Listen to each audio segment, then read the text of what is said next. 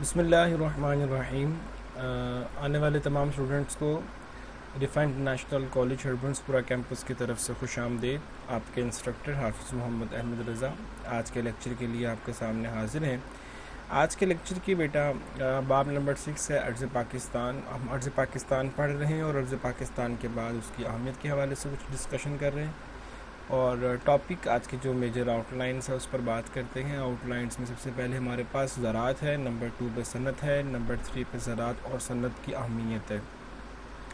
میں یہاں پر صنعت کے بارے میں صرف ہلکا سا ریویو دوں گا، باقی لیکچر نمبر 22 کے اندر میں انشاءاللہ اس میں ڈیٹیل بات کروں گا آپ کے ساتھ۔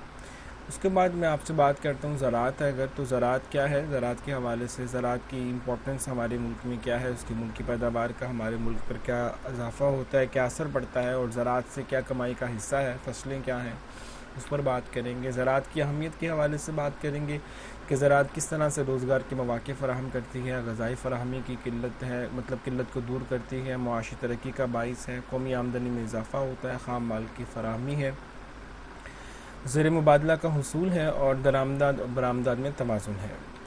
اور پاکستان میں زرعی پسماندگی کی وجوہات کے یہ اس ایگریکلچر ڈپارٹمنٹ اس قدر پیچھے کیوں ہے، پسماندگی مطلب اتنا بیکورڈ کیوں چلا گیا، تو اس کے لیے ہمارے پاس سیم تور کا مسئلہ، اس کی بات کریں گے، مشینی کاشت کا مسئلہ فقدان ہے، سرمایہ کی قلت ہے، زمین کی تقسیم در تقسیم ہے، زرعی آبپاشی کی قلت ہے، عمدہ بیج اور کھاد کی کمی بھی ہے، قدرتی آفات اس میں بہت امپورٹنٹ ایک ایسا ایلیمنٹ ہے جس کی وجہ سے ہمیں پریشانیوں کا سامنا کرنا پڑتا ہے۔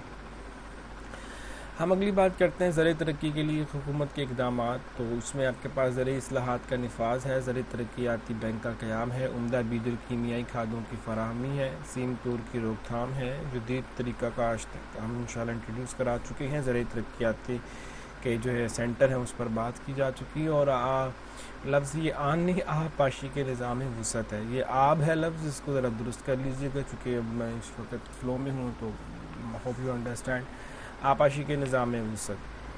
اس کے بعد ہم آپ کو کوشچن سیشن ایز پر جو سجیشن ہے انشاءاللہ وہ ہم کریں گے۔ تو یہ زراعت ملک کی پیداوار میں کس طرح سے فائدہ مند ہوتی ہے اور کس طرح سے ہمارے لیے ہیلپ فل ہے، میں اس پر اگر آپ سے بات کروں تو دیکھیے گا کہ پاکستان کی معیشت میں زراعت کو خاص اہمیت حاصل ہے، اور یہ واحد شعبہ ہے جس سے خام ملکی کا 23%، یعنی کہ ملک کی جو پروڈکشن ہے یا ملک میں زر مبادلہ یا ملک کی انکم کا جو سورس ہے 23%، 23% ملک کو اس سے فائدہ حاصل ہوتا ہے۔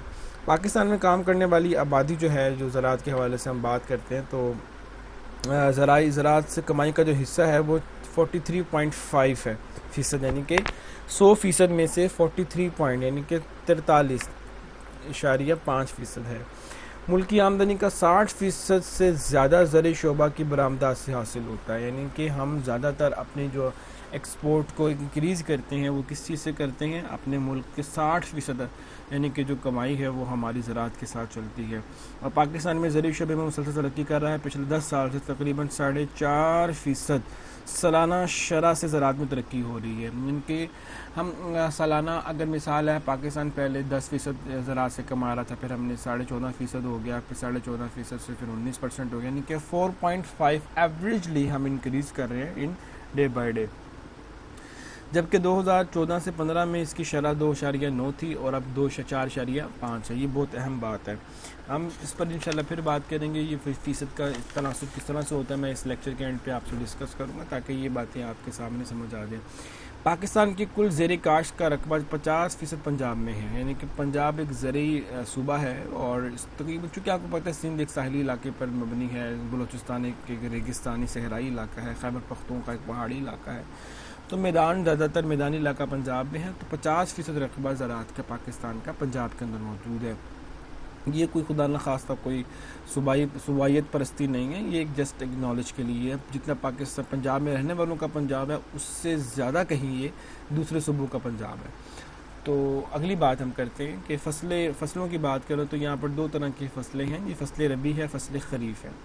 فصل ربی کی اگر میں بات کروں تو فصل ربی سے مراد وہ فصلیں ہیں جو اکتوبر میں کاشت کی جاتی ہیں اور مئی میں ان کی کٹائی کی جاتی ہے. یعنی کہ اکتوبر میں بیج بویا جاتا ہے سردی کے اندر، اور مئی کے لاسٹ میں، یعنی کہ جب آپ کی گرمی عروج پر ہوتی ہے، یو کین سے اس میں گندم ہے، چنا ہے، تیل ہے، یہ فصل ربی میں آتی ہیں بہار کی اس موسم میں. خریف جو ہے وہ مراد وہ فصلیں ہیں جو کاشت کی جاتی ہیں، ستمبر میں ان کی کٹائی کی جاتی ہے. یعنی کہ یہ ستمبر میں ان کی کٹائی ہوتی ہے اور ان کو بویا کس موسم میں جاتا ہے؟ جون کے سٹارٹر کے اندر. اس میں چاول ہے، مکئی ہے، کپاس ہے، گنا ہے، باجرہ وغیرہ غذائی فصلیں ہیں، وہ بھی آپ کو پتہ ہی ساری کی ساری اس میں شامل ہوتی ہیں. نقد آور فصلیں ہیں، کیش ہے، اور ڈلیوری والا سسٹم ہے اس کے اندر، اور یہ زیادہ سے زیادہ ہمارے لیے فائدہ مند حاصل ہوتی ہے. آپ کو پتہ گندم پاکستان ایک زرعی ملک ہے. یہ اسٹیٹمنٹ میری اگر آپ یاد رکھیں گے تو زراعت پر بات کرنا آسان ہوگی کہ پاکستان ایک زرعی ملک ہے، کیونکہ 60% تو پاکستان کا زراعت پر انحصار ہوتا ہے، زرعی مبادلہ کا. اس کے بعد آپ روزگار کے مواقع فراہم کرتی ہے. زراعت کی اہمیت کے حوالے سے میں بات کروں تو روزگار کے مواقع فراہم کرتی ہیں. یہ 50% لوگوں کو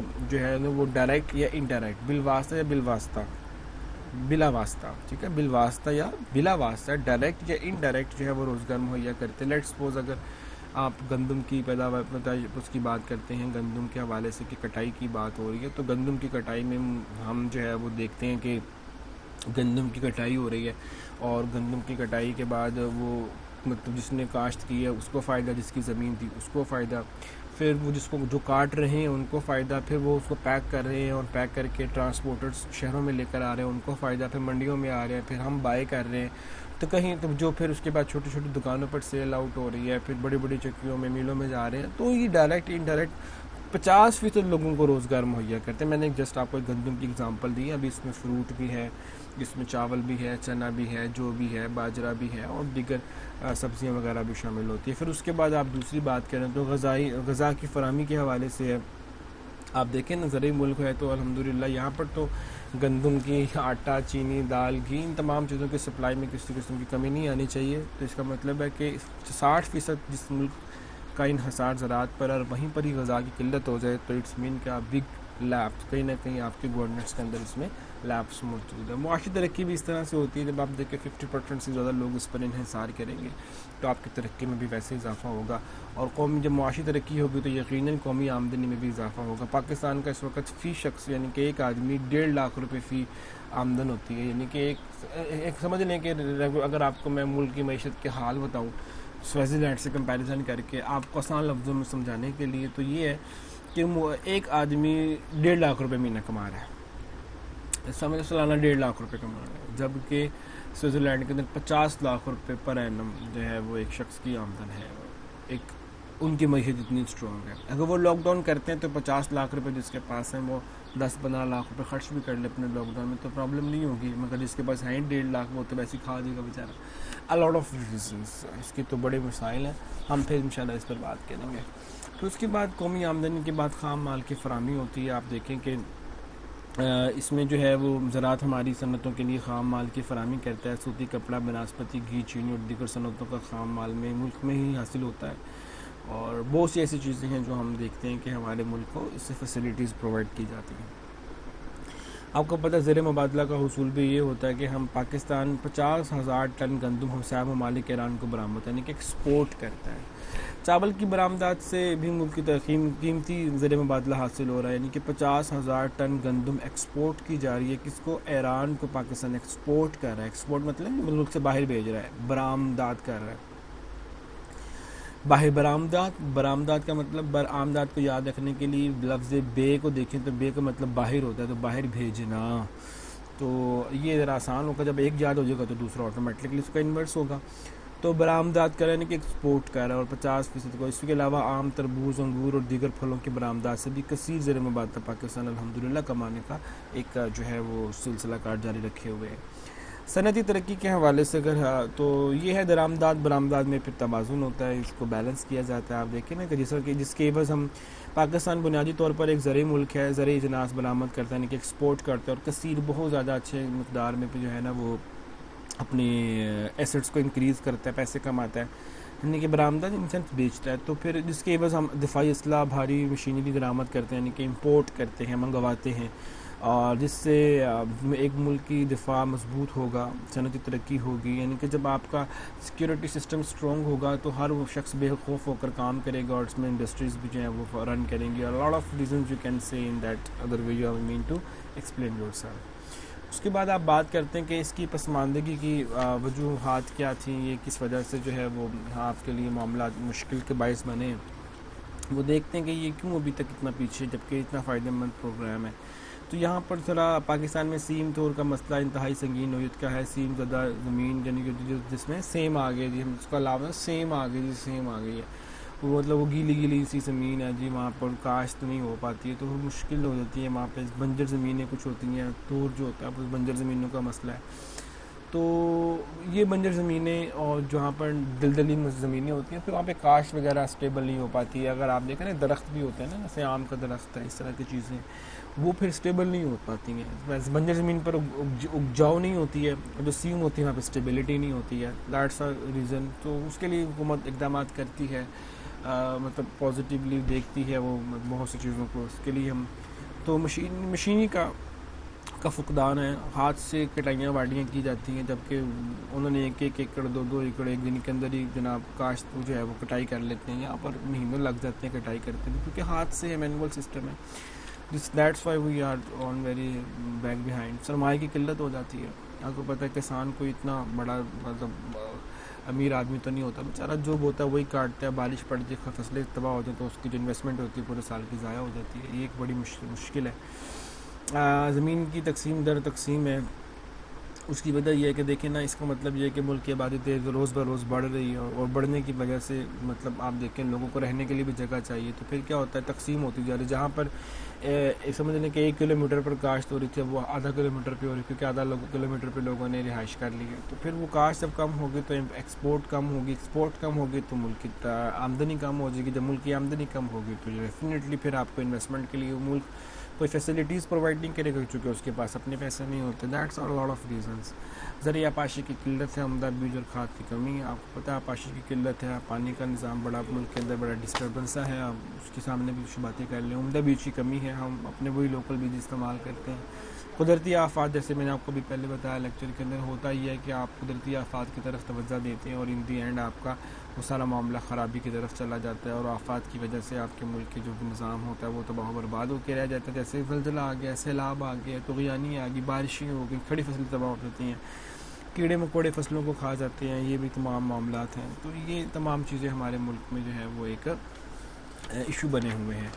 تو اگر میں بات کروں زرعی ترقی کے لیے حکومت کے کیا اقدامات ہیں، گورنمنٹ کیا اس کے لیے پالیسی جو ہے وہ مرتب کر رہی ہے. اس میں جو میں دیکھتا ہوں کہ زرعی اصلاحات کا نفاذ ہم نے کیا. پاکستان تمام نظام اراضی کو بہتر بنانے کے لیے ملک پاکستان نے زرعی اصلاحات کا نفاذ کیا، جس میں 1958، 72 اور 77 میں زرعی اصلاحات نافذ کی گئیں، جو کہ بہت امپورٹنٹ تھیں. کہ یہ اصلاحات ایسی تھی کہ جس کے تحت زمین کی حد 500 ایکڑ فی کس مقرر کی گئی.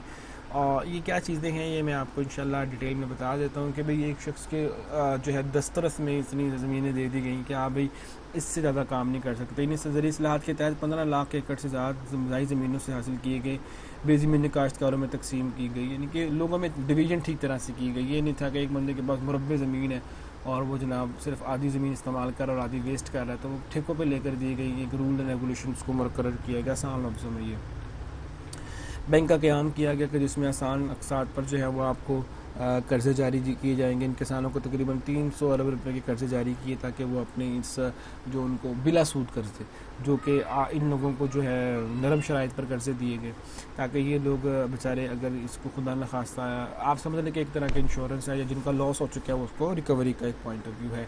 عمدہ بیج اور کیمیائی کھادوں کی فراہمی کو ممکن بنایا کہ پاکستان نے اچھی کھادیں اور عمدہ بیج امپورٹ کیے، پھر ان کو کسانوں کو تقسیم کیا ٹھیک طریقے کے ساتھ. سیم طور کی روک تھام کے لیے پاکستان نے ٹیوب ویل کا نظام بہتر کیا، اور تاکہ جو اجاڑ زمین ہے، وہ بنجر زمین ہے، وہ ٹھیک ہو سکے.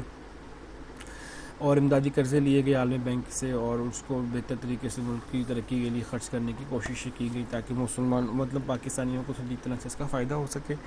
جدید ترقیاتی طریقہ کاشت انٹروڈیوس کرایا گیا، جو کہ جس کی وجہ سے جو کاشت مطلب ایک سال مطلب ایک مہینے میں ہوتی تھی وہ 15 دن میں ہو گئی، جو کٹائی ایک مہینے میں ہوتی تھی وہ 10 دن میں آ گئی. تو تھوڑا جدت کی طرف جانے کا مشینری پرووائڈ کی گئی آسان پرائز کے اوپر، تاکہ آپ کے لیبر کاسٹ کم سے کم آ سکے اور ٹائم سیونگ کی جا سکے. پھر اس کے بعد زرعی ترقی کا نظام سینٹر قائم کیا گیا، جس سے اس لوگوں کو کنوے کیا گیا کہ آپ کس طرح سے اپنی کاشت کو امپرووائز کر سکتے ہیں، کس طرح سے اپنے کام کے اندر ویریشنز لا سکتے ہیں، کس طرح سے آپ ملک کی ترقی میں اپنا حصہ پازیٹیولی جو ہے وہ شامل کر سکتے ہیں، اچھا منافع کم پیسوں میں زیادہ منافع کما سکتے ہیں، اور ملک اور قوم کی خدمت کے لیے آپ کے لیے کس طرح سے فائدہ مند ہوگا. یہ لفظ آب پاشی ہے، نون کی جگہ بے ہے. میں یہاں پر چونکہ اب اس فلو میں ہوں تو میں نے آپ کو پہلے گزارش کی، اسے کریکٹ کر لیجئے گا. کہنے کا مقصد یہ ہے کہ آبپاشی کے نظام میں وسعت دی گئی، جگہ جگہ ٹیوب ویل لگائے گئے، پھر ان ٹیوب ویل سے رعایت دی گئی. پہلے پانی کی پروڈکشن، پانی اتنا وافر مقدار میں موجود نہیں ہوتا تھا، جس سے بڑی پرابلم فیس کرنا پڑتی تھی. تو یہ آج کا لیکچر تھا بیٹا ٹوٹل جو ہم نے پڑھا ہے، تو جس میں نے یہ ساری باتیں آپ سے شیئر کی ہیں. مزید آپ دیکھ لیجئے گا. اس میں اگر آپ کو کوئی بیٹا سوال ہو تو being a teacher it's my moral duty کہ میں آپ کو ہر طرح کے سوال کا جواب دینے کا پابند ہوں. آپ مجھ سے ہر طرح کا سوال کیجئے، انشاءاللہ میں آپ کو ہر طرح کے سوال کا جواب گائیڈ کروں گا. اگر آپ کو اس لیکچر میں کوئی پرابلم آئی ہو، کوئی لفظ سمجھنے میں دقت آئی ہو، کوئی معنی سمجھ نہ آیا ہو، تو آپ کمنٹ سیکشن میں بھی پوچھ سکتے ہیں، آپ مجھ سے انڈیویجول بھی پوچھ سکتے ہیں. جو بھی سورس آپ کمیونیکیشن کا یوز کرنا چاہیں، you can ask me any question toward of this lecture. اپنا خیال رکھیے. خدا حافظ. اجازت دیجیے اپنے انسٹرکٹر حافظ احمد رضا کو. اللہ حافظ.